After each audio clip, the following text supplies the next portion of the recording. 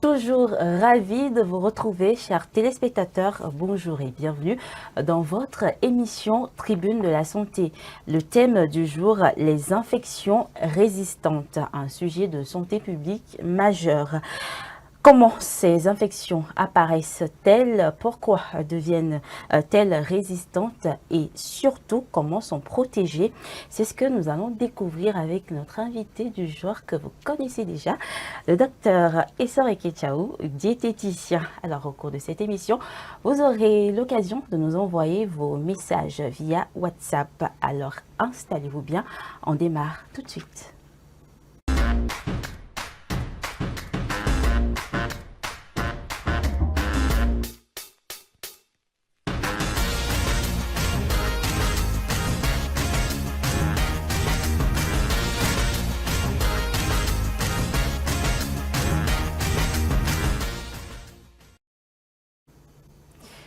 Bonjour à vous, docteur. C'est toujours un plaisir et un honneur justement de vous avoir sur ce plateau.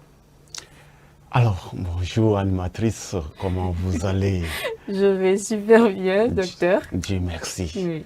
J'espère que les téléspectateurs aussi se portent bien et continuent de nous suivre. Effectivement, Dieu c'est merci. pour ça, nous sommes là pour...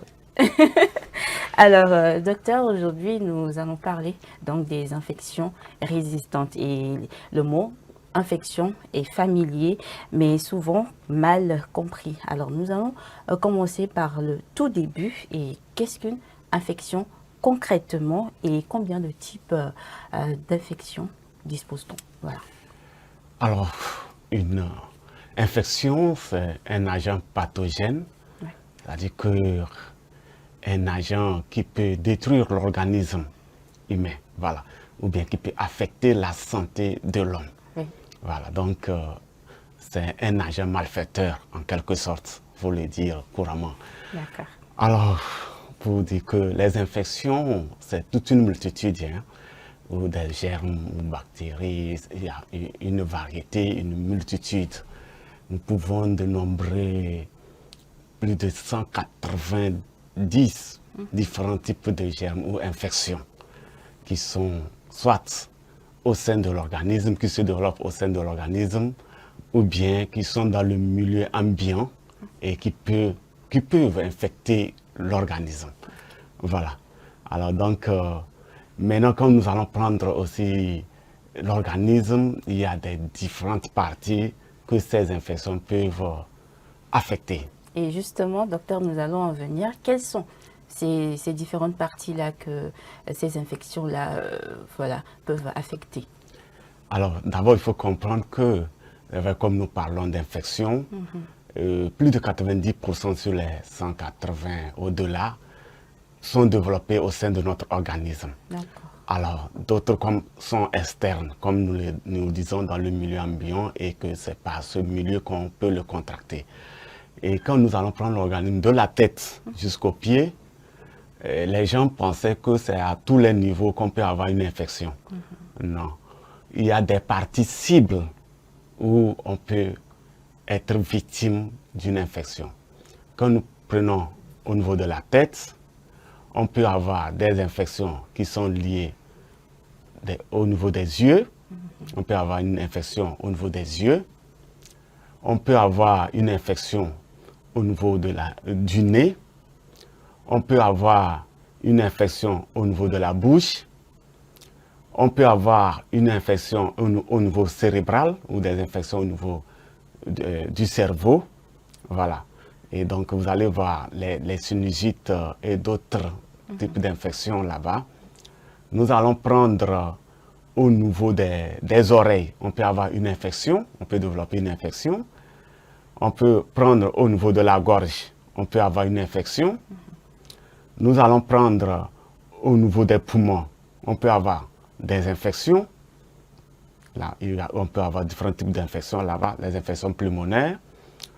Nous allons prendre au niveau du système digestif, on peut avoir des infections. Nous allons prendre au niveau des articulations, on peut avoir une infection, les infections des os. Nous allons prendre les organes de reproduction. On peut avoir des infections différentes. Alors, ainsi de suite. Donc, nous allons prendre les organes vitaux, comme les reins, le foie.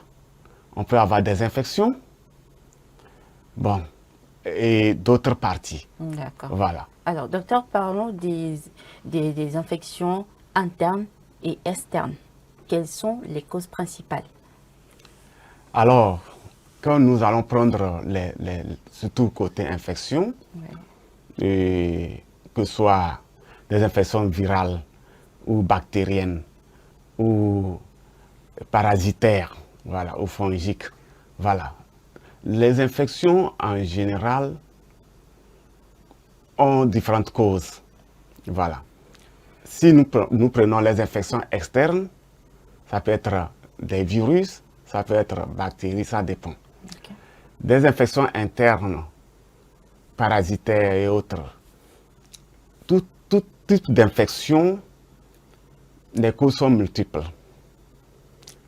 Soit c'est un virus, et c'est au cours des contacts avec le milieu externe ou entre humains qu'on peut contracter cela. Ça peut être un mauvais hygiène, c'est-à-dire que les saletés, oui. On peut contracter une infection par là. Ça peut être par les voies liquidiennes. Bon, liquidiennes, excusez-moi, que ce soit des liquides au niveau peut-être des rapports, au niveau des contacts. Des rapports sexuels. Oui, des rapports sexuels. Oui. On peut aussi le contracter par le sang ou bien la salive. Voilà. Alors, voilà comment on peut contracter. Ça peut être aussi des allergies, que ce soit la poussière, du fumier, du fumé, ainsi de suite. Ou bien, donc, disons, il y a des allergies carrément. Oui. On peut aussi voir au niveau alimentaire. Voilà.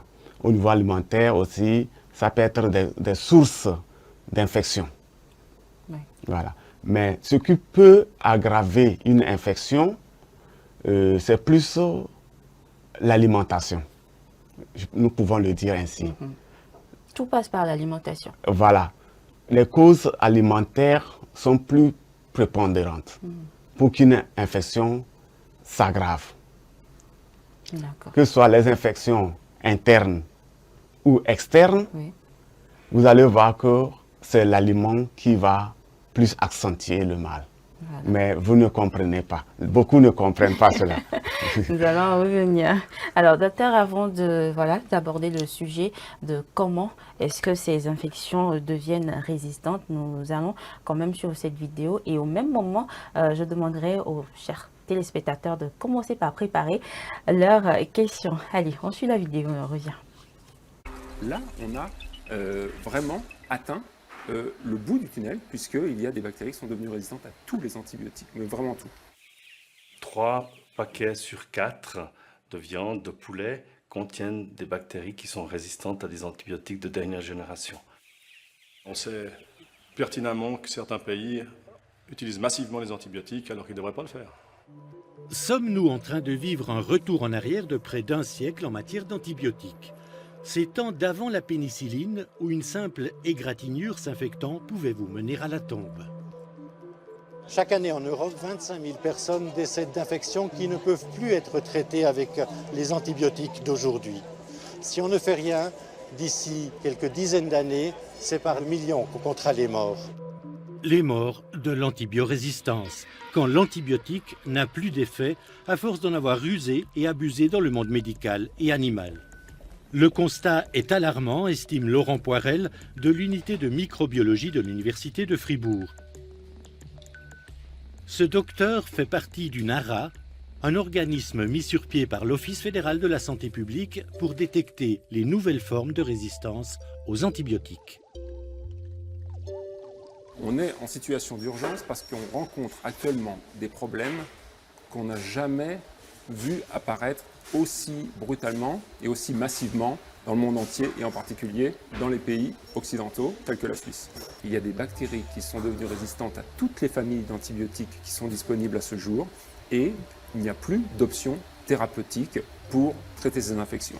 On sait qu'il y a aujourd'hui des gens qui meurent d'infections qu'on ne peut plus traiter, qui étaient encore il y a peu traitables, mais aujourd'hui on n'a plus de solution thérapeutique. C'est une situation dramatique parce que l'antibiothérapie, c'est la base de la médecine moderne, c'est-à-dire qu'on traite les infections quand on a acquis une bactérie pathogène, ça c'est une chose, mais également l'antibiothérapie, elle est là comme support pour beaucoup de choses dans la médecine moderne. C'est par exemple, vous faites une chirurgie, vous avez besoin également d'antibiotiques pour prévenir des infections secondaires.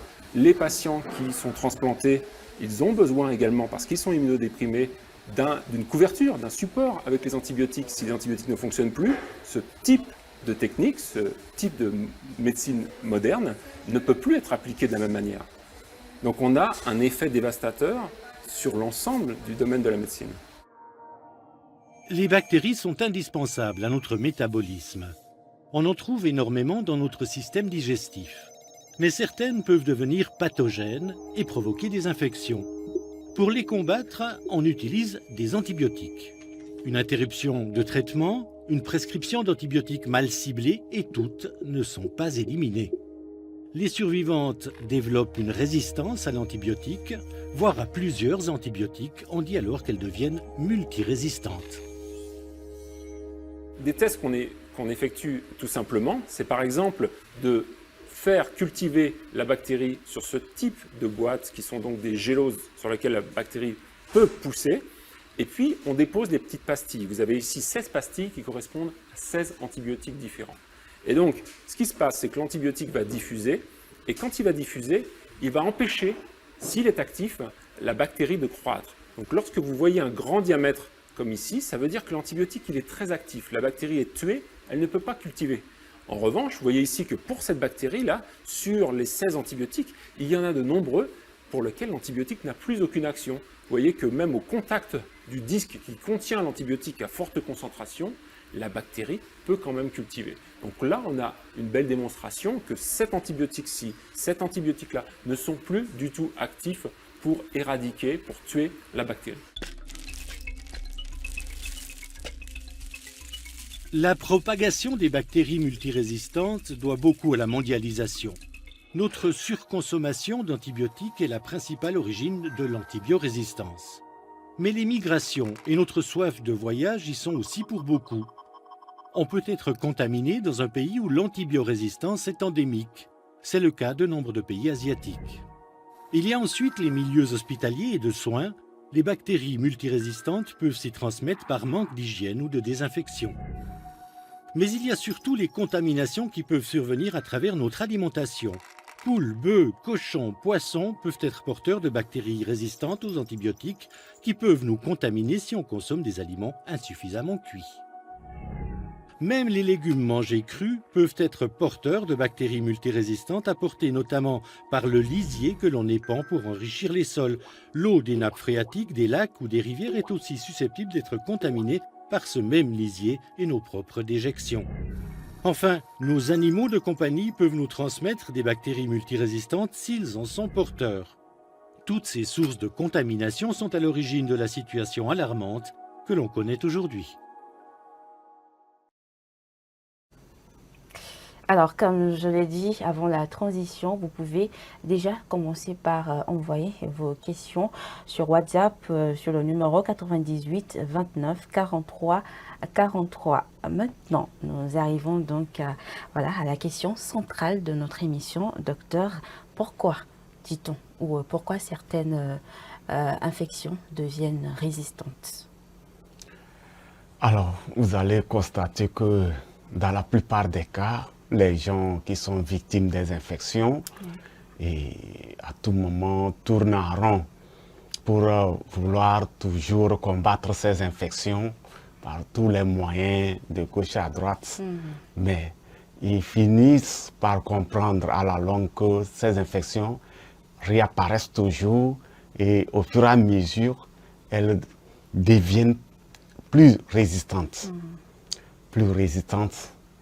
Ils n'ont pas compris, puisque d'abord, l'organisme dispose d'un certain nombre de systèmes de fonctionnement. Et parmi des centaines de systèmes, il y a un système que nous appelons le système immunitaire. Le système immunitaire, Dieu nous a dotés de ce système et qui a deux facultés principales. Et cette faculté de reconnaissance de quelle nature d'infection ou de germe dont il s'agit, et la faculté de s'organiser. Quand on dit système, vous comprenez, c'est toute une chaîne de la faculté de s'organiser et mieux attaquer cette infection pour la détruire. Alors, maintenant, pourquoi j'avais fait cas des causes alimentaires qui sont prépondérantes vis-à-vis de ces infections, qui laissent que les infections deviennent plus résistantes? D'abord, notre alimentation n'arrange pas notre organisme. Ça fait que le système immunitaire, au lieu d'être renforcé, plutôt s'affaiblisse. Donc, ce que nous mangeons dans nos comportements alimentaires, ou même quand je prends même la qualité de nos aliments, ce n'est pas ça. Donc, ça n'arrange pas le système immunitaire. Au contraire, comme je l'ai dit, la qualité, les éléments qui accompagnent nos aliments, les éléments chimiques et tout qu'on sort, affaiblissent le système immunitaire. Donc, quand la défense de l'organisme est affaiblie, vous allez voir que l'ennemi prend le dessus. Et l'ennemi, c'est qui? C'est ces organismes pathogènes-là, ces gens d'infection, et qui menacent, qui attaquent l'organisme de tous côtés, comme nous avons invoqué. Voilà, puisque c'était le système immunitaire qui veillait à ce que l'infection n'explose pas ou bien ne détruise pas l'organisme. Mais une fois que ce système immunitaire est affaibli, l'infection prend le dessus sur l'organisme. Voilà. Je pense, docteur, aussi qu'en voulant tuer ces bactéries, il y a beaucoup de personnes qui utilisent trop d'antibiotiques. Oui, et je vais vraiment en venir, comme vous avez constaté, et ce que nous n'avons pas compris. L'organisme, comme nous avons dit, l'infection d'abord se nourrit des saletés et des déchets. Donc, une fois nous consommons certains aliments et que les saletés viennent au niveau du système digestif, qui se sont accumulés, qu'on n'a pas pu épurer, on n'a pas pu dégager. Et je ne dis pas que les gens qui ont des problèmes de constipation uniquement sont concernés. Même si on fait normalement les selles, il y a des déchets profonds qui restent au sein du système digestif. Et donc, ces déchets constituent déjà une cause pour cette résistance qui nourrit toujours l'infection.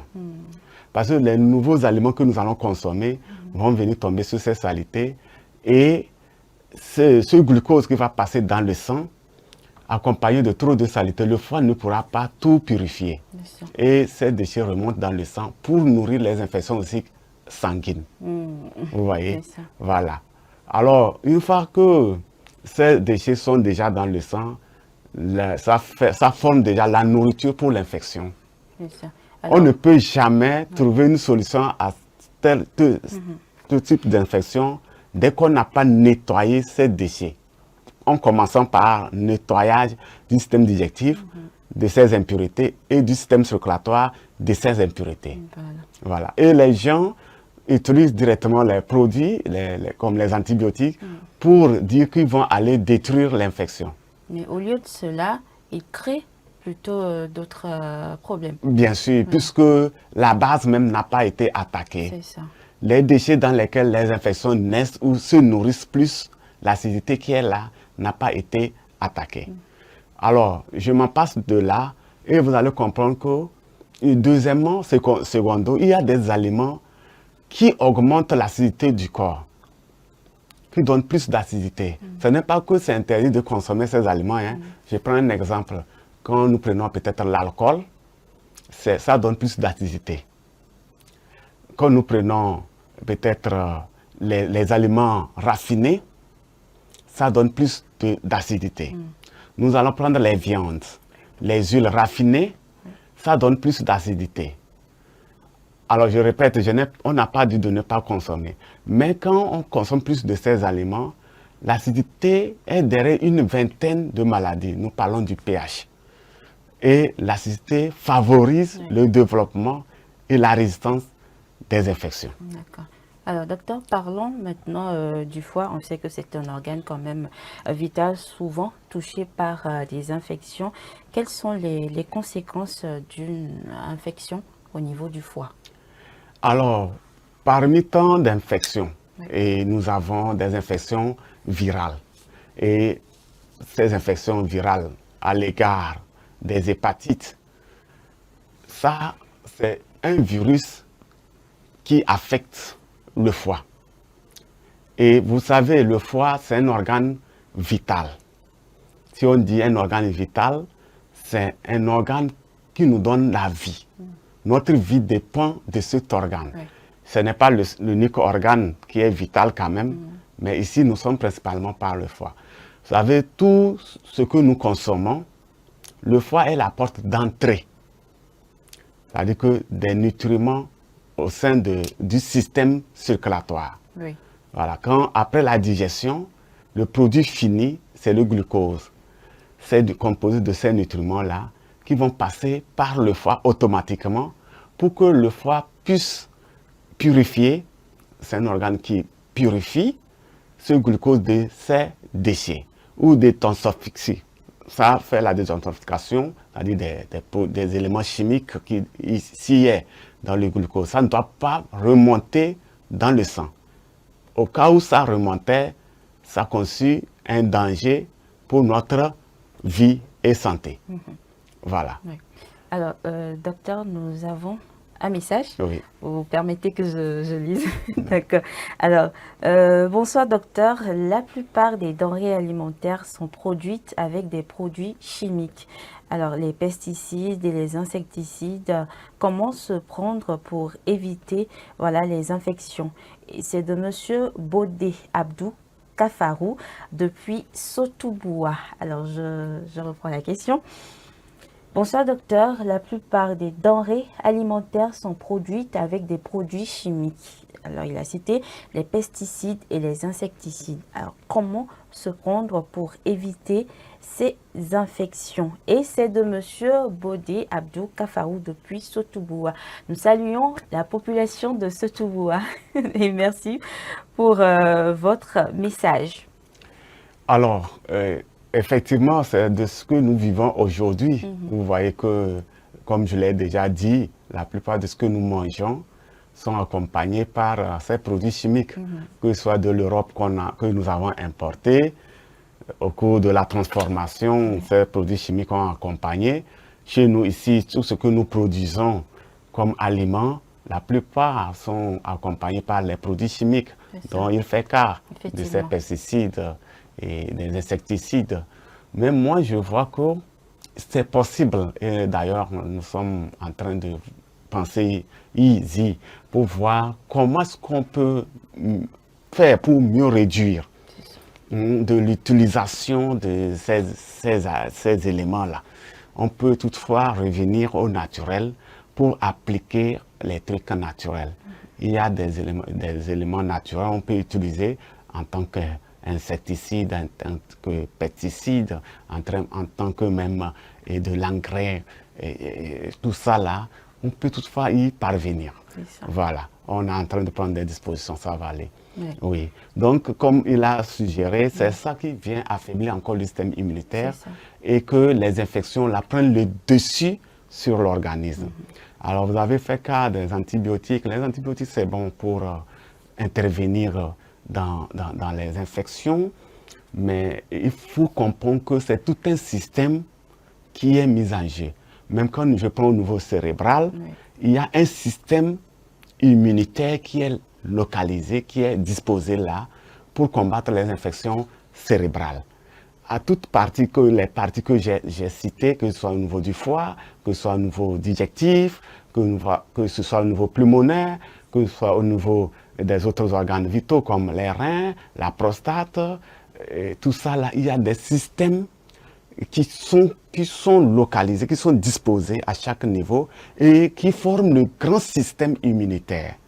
Vous voyez? Oui. Alors donc, pour pouvoir parvenir, il faut comprendre que le système immunitaire joue un rôle phare et on doit, soit au niveau aussi diététique, comme je l'ai dit, à part les antibiotiques et chimiques qui vont aller directement avec des principes actifs pour agir sur l'infection, mais revenir au niveau diététique dans notre domaine, ça c'est prescrit, ça des prescriptions ou des formules confectionnées qui vont aller remonter carrément le système immunitaire.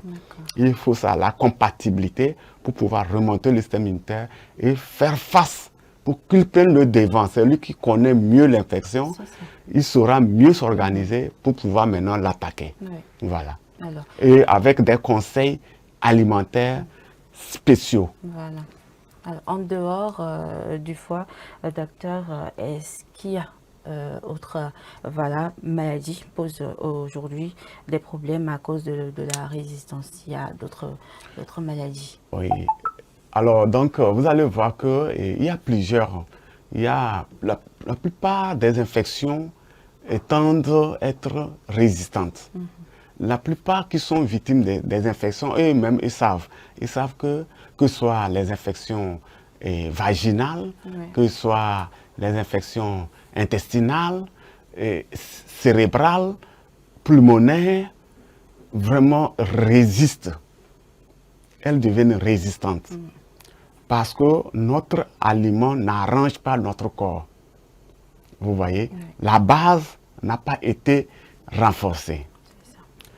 Aujourd'hui, quand vous prenez les infections génitales, que ce soit chez l'homme ou chez la femme, les candidoses, d'autres infections, voilà, tout genre d'infections que les gens sont victimes, ou les infections pulmonaires, ou bien les sinusites, les autres infections,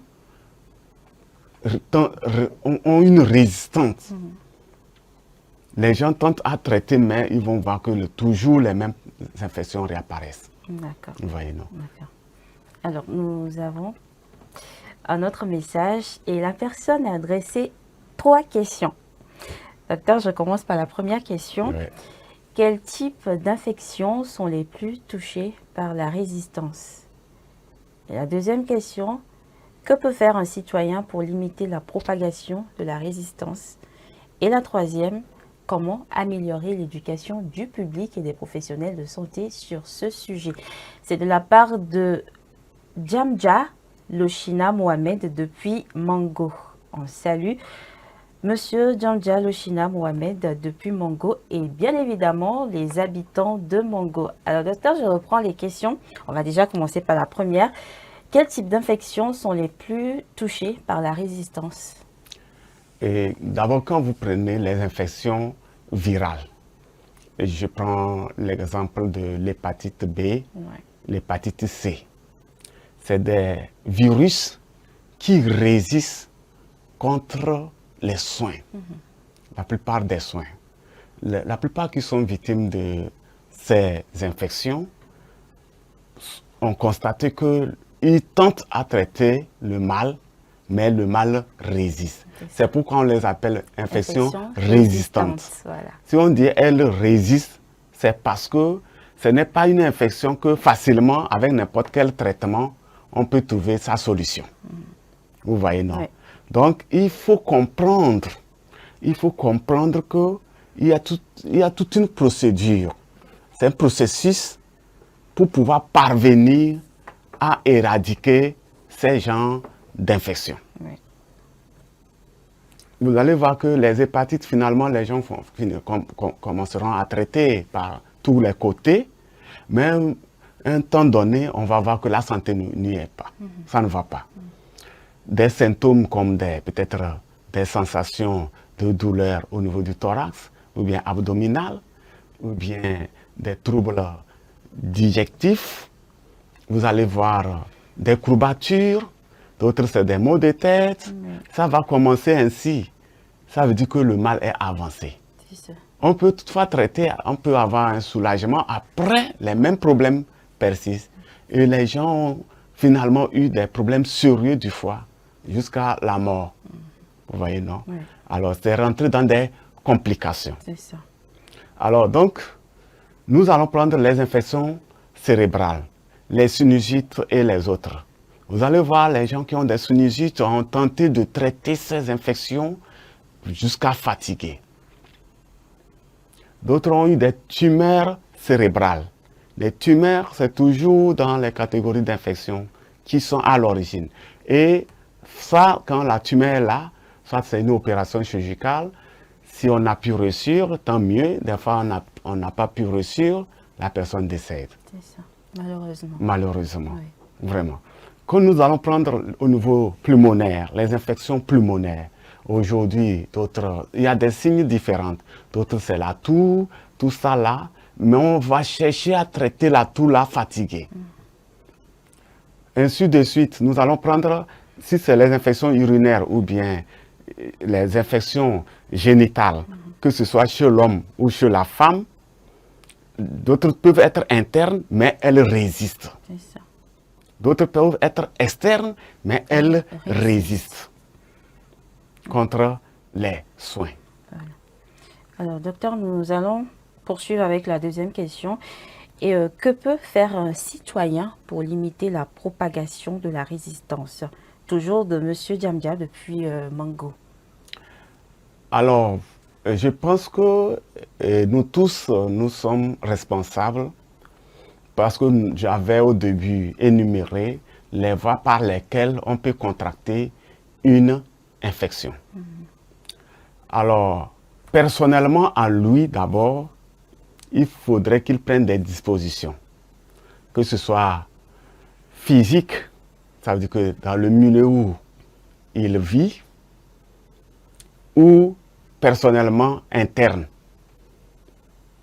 Voilà, ça veut dire que interne de ce qu'il mange, Oui. de ce qu'il mange, ça c'est important. De son milieu, de son entourage, il faudrait qu'il y ait de l'hygiène, qu'il y ait la propreté. Donc ça c'est un. Lui-même doit chercher sa propre propriété. Peut-être se doucher, après avoir fait se laver les mains. Ça, c'est la base. Voilà. Donc son corps doit être propre. Il doit entretenir son corps. Même, je peux même dire ses vêtements aussi, c'est très important. Avant de voir de ce qu'il mange. Parce que de ce qu'il mange va définir soit l'infection peut résister ou ne pas pouvoir résister. Maintenant, comme nous partons de ce que nous mangeons, qui affaiblit personnellement chacun son système immunitaire, on doit avoir cette éducation. C'est ça. Ce qui donc ramène justement à la troisième question, qui est de comment améliorer l'éducation du public et des professionnels de la santé quand même sur ce sujet. Oui, et je pense que il doit en avoir des tournées de sensibilisation. Ça, des groupes de masse pour sensibiliser les gens sur les différentes formes peut-être d'infection, les causes de ces infections et pourquoi ces infections résistent. Ça doit nécessiter une éducation pareille. Nous avons constaté que bon nombre sont victimes des infections, mais n'ont pas compris des fois les sources, les causes de ces infections et le pourquoi ces infections résistent. Bon nombre n'ont pas compris. Justement. Alors, bonsoir docteur, je me nomme Kofi Kwame Abel. Ma question est la suivante. Quelles actions peuvent être mises en place pour éviter la résistance aux antibiotiques? Et ce message nous vient de la Côte d'Ivoire. Alors, effectivement, comme vous voyez, quand vous prenez la plupart des infections, c'est des êtres vivants. C'est des êtres vivants. Et entre-temps, c'était dit quand même de ne pas se donner trop à des antibiotiques. C'est bon quand même, mais ne pas abuser. Oui. Parce que quand vous abusez, l'infection a une vigilance. Quand vous envoyez les antibiotiques, l'infection sent qu'il y a la présence de l'adversaire. Et l'infection se prépare d'abord à chercher à se camoufler Oui. et tout genre, et mieux se préparer d'avance. Après que l'effet du produit finisse, exploser encore de nouveau. Donc, c'est bon de se soigner avec des antibiotiques, mais de ne pas trop abuser. Même moi, je dis, comme en tant que diététicien nutritionniste, la base est d'avoir une éducation sur le plan alimentaire. Oui. Quand on a une infection et on ne sait pas que, comme on développe une infection, il y a certains aliments qu'on ne doit pas trop consommer, on va aggraver encore l'infection. On ne sait pas qu'il y a des parties comme le système digestif qui cumulent des déchets, on doit les nettoyer. Déjà, l'aliment pour l'infection s'y trouve déjà avec ces déchets. C'est ça. On ne sait pas qu'on doit nettoyer le système circulatoire, on nourrit toujours l'infection. Oui, non, prenez l'exemple de peut-être d'une mangue abandonnée dans la nature qui se décompose. L'infection va naître forcément. Oui. Donc c'est la même chose quand dans l'organisme il y a de ces déchets dans ces deux parties, le système digestif et le circulatoire, automatiquement l'infection va résister. Aujourd'hui, je peux dire dans notre domaine, avec des recherches et la mise sur pied des formules spéciales qui peuvent aller nettoyer tranquillement le système digestif sans aucun effet secondaire. Oui. Parce que le système digestif aussi dispose de ces bactéries qui sont importantes dans la digestion.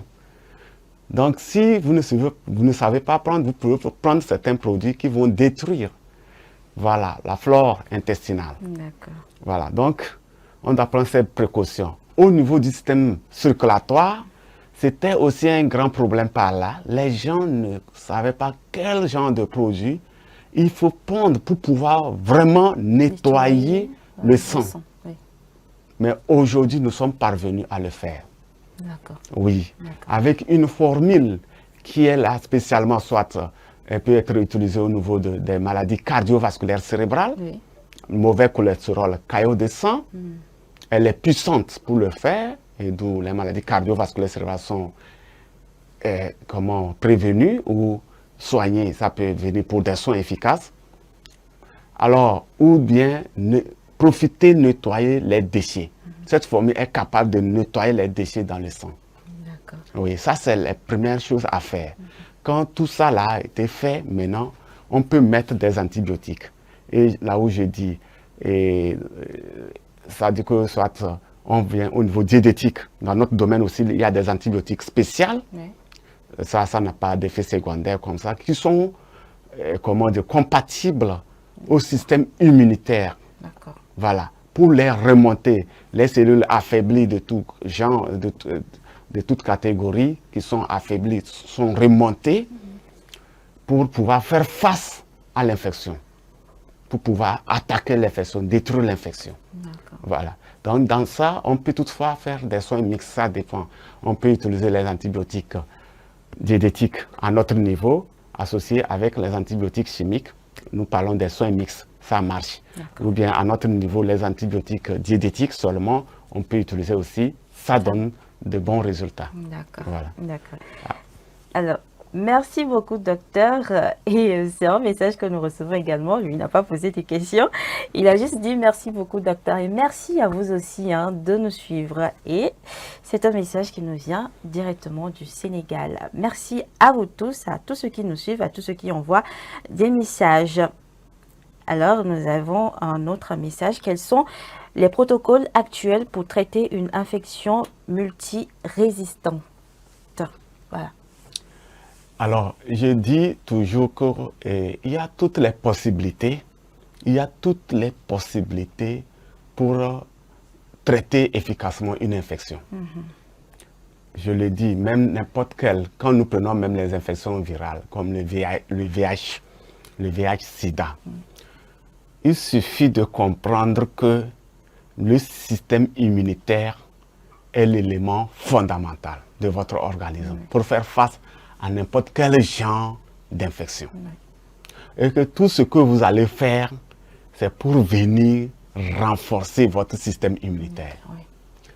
Et c'est ces différentes voies que je viens de tracer. Quand vous êtes victime d'une infection qui résiste contre plusieurs méthodes de soins et que vous ne savez pas qu'il faut passer, premièrement, à nettoyer les déchets du système digestif par des formules spéciales. Et ça, ce n'est pas n'importe où on peut les trouver, moi je le dis ainsi. Heureusement, nous avons mis à la disposition de la population des formules principales. Ça peut arriver à le faire. On peut nettoyer le système digestif. Parce que le système digestif, pourquoi les gens ne comprennent pas? C'est comme on était dans l'enfance. Quelques mois ou bien 2-3 ans, on nous faisait suppositoire, bintois. Et que nous faisons les selles, on évacue les selles là avec des déchets. Depuis qu'on a 5 ans ou bien 10 ans, qui a fait suppositoire? Personne. Qui a eu à faire bintois là, suppositoire là, qui a fait ça pour faire les déchets, les selles avec ces déchets? Non, personne n'a fait. Plusieurs ne le font pas parce qu'on est grand. On se dit que non, on est grand, on ne peut pas faire suppositoire. Mais malgré qu'on fait bien les selles, les déchets, les vrais déchets ne sortent pas dans les selles. Ça reste cumulé dans le système digestif. Et c'est ces déchets qui constituent le nœud des infections, que ce soit intestinales ou bien d'autres infections sanguines. Alors, de ces déchets, quand c'est de trop, quand vous mangez un nouveau repas, ça vient tomber sur ces déchets. Après la transformation, le glucose, c'est-à-dire les nutriments qui doivent passer dans le sang, seront accompagnés de ces déchets. Le foie va purifier, mais il ne pourra pas vider tous ces déchets. Tous ces déchets tombent pour moi. Alors, ces déchets remontent dans le sang et affectent les autres parties de l'organisme. Ça affecte même les cellules, associées à ces éléments chimiques, à ces produits chimiques qui affaiblissent le système immunitaire. Mais ces déchets déjà conçus la nourriture pour des infections. Donc, tant qu'on n'a pas pu nettoyer ça avec des formules spéciales qui peuvent vraiment nettoyer le sang, je ne pense pas qu'on peut s'en sortir. Or, c'est pour trouver ces formules-là qui vont nettoyer efficacement le sang qui est rare. C'est ce que je dis qu'à notre niveau, nous avons pu mettre sur pied des formules spéciales qui peuvent le faire. Alors, à part cela, mettre des antibiotiques, comme je l'ai dit, diététiques aussi, pour remonter le système immunitaire. Quand on le remonte, il peut faire face à ces genres d'infections. D'accord. Oui. Alors... Et ça aussi, côté antibiotiques, nous avons mis sur pied des antibiotiques aussi spéciales qui peuvent le faire. Oui. Alors, nous allons recevoir la dernière question, d'accord. Alors, ma deuxième question est la suivante. Quelle est la différence entre une infection résistante et une infection normale? Ok. Et je vois que quand on parle de résistante, ce ne sont pas les infections seulement qui sont résistantes. Il y a des maladies, d'autres maladies aussi qui sont résistantes. On parlera d'une maladie résistante quand on a tenté de la soigner et on finit par comprendre que le mal ne finit pas. C'est ça. C'est ça qui signifie résistante. Mais il y a des maladies occasionnelles. Voilà, une maladie occasionnelle que quand vous prenez juste un traitement juste le mal est détruit. D'accord. Le mal est fini, quoi. Ok. Voilà. Alors, nous sommes un peu talonnés par le temps, mais quand même, encore une fois, mais la toute dernière, hein, la toute dernière. Alors, les nouveaux antibiotiques en développement sont-ils à la hauteur des défis posés par les bactéries résistantes? Docteur. Donc, je vois, on n'a pas mis en cause un antibiotique pour dire que non, l'antibiotique là n'est pas censé aller faire face à une infection ou bien détruire une infection. Mais nous parlons du général, de la réalité. C'est ça. Les antibiotiques pouvaient nous aider à se débarrasser de ces infections. Mais comme nous-mêmes, nous avons affaibli notre système immunitaire par de ce que nous mangeons, vous voyez que l'antibiotique, quand il vient, quand notre terrain est fragile, il ne peut rien faire. C'est ça. Voilà pourquoi je vous recommande de revenir en vous. Vous allez revenir en vous pour que le don même, le don que Dieu vous a donné, pour l'entretenir. Et quel est ce don? C'est le système immunitaire.